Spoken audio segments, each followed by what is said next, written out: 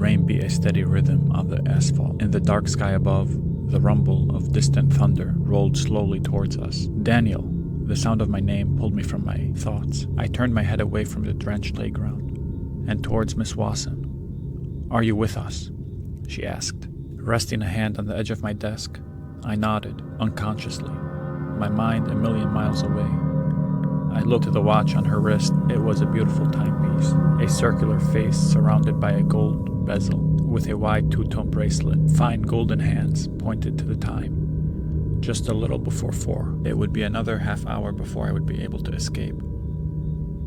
"Daniel," she said again. "Yes," I answered quickly, looking up at her. "Yes," I repeated, somewhat sheepishly.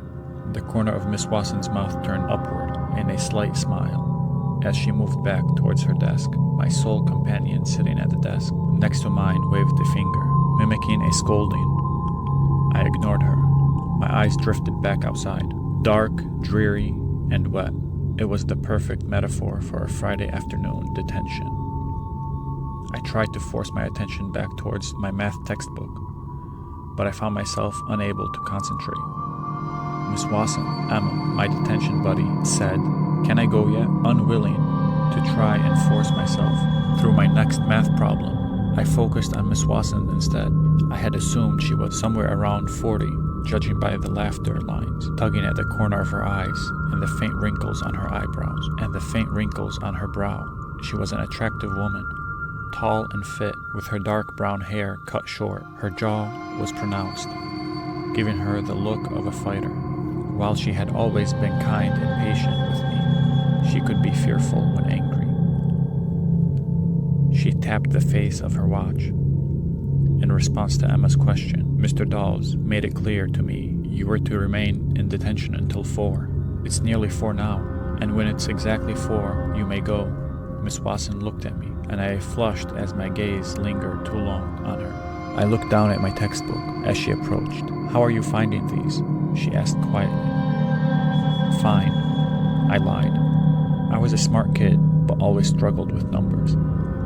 I had flunked the previous night's homework so badly that Miss Wasson had placed me in detention so I could catch up. I watched as she traced a finger down my work so far. "Good," she said, "but slow. I'm expecting you to have this complete before." Emma's scream pierced the classroom. Both Miss Wasson and I jumped as one. "Emma Delaney," Miss Wasson shouted, quickly regaining her composure. "What do you think you're doing?" Emma raised a shaky hand, but said nothing. I watched as my teacher's expression softened. "Emma, what is it?" I looked out to the darkening playground, expecting to see someone staring through the window, but there was no one there. "Emma," Miss Wasson placed a hand on her shoulder. "I saw Henry," Emma squealed. I felt myself swallow hard. "Oh, for the love of..." Some of Miss Wasson's fire returned. "Emma, I will not have you disrupt Daniel with some childish story." "I saw him," Emma repeated. Watery eyes looked up at Miss Wasson. It crawled under the cabinet." Doubt flashed across Miss Wasson's features. For a brief second, she looked at her watch, then back to Emma with a heavy sigh. "You may go," she said after a few seconds of deliberation. Emma didn't need a second invitation. She didn't bother packing her bag. She simply grabbed it, her books, and bolted for the door. I listened to the fading footsteps, faded as Emma raced down the corridor. "Henry," Miss Wasson laughed softly as she sat on Emma's now empty desk. "Not a bad way to buy yourself a couple of minutes out of detention, I suppose." "I've heard other people say they've seen him too," I offered. Everyone had heard stories. Miss Wasson's smile was kind. "I've been teaching here for close to 20 years now, Daniel. The Henry story has been going well before I started. Don't let Emma's acting spook you. I would never have thought Emma to be clever enough to think of pulling such a stunt, or talented enough to be so convincing." "She seemed pretty sure," I offered quietly, trying to ignore the small flash of shame. "At 15, I was too old to get spooked by ghost stories." "You don't believe her, do you?" Miss Wasson's tone suggested patience, with a hint of disappointment, as if she had expected more of me. Before I could deny anything, Miss Wasson had stood up and moved back towards the front of the class. I watched as she fetched a long ruler from the holder beside the whiteboard. "Cabinet, was it?" I nodded weakly. "Okay, I'll chase your friend Henry, and then you get back to your work," she said, pointing with the ruler and favoring me with a friendly wink. I nodded again as she knelt by the cabinet. "Henry," Miss Wasson poked hard with her ruler. "Henry," I felt myself grow uneasy. I wanted to say that my teacher had proven her point, that I was being silly, and I should get back to my work. "Miss Wasson," I said meekly. She turned to look at me. "Miss Wasson." The words died in my mouth with a whimper. A hand crept out from underneath the cabinet, a pale white hand, and nothing more. I was frozen in place as it scuttled forward towards Miss Wasson. Distracted by me, she did not see it. As it crept towards her, the hand brushed her own. I could see the surprise register on her face before she looked slowly down. There was no screaming.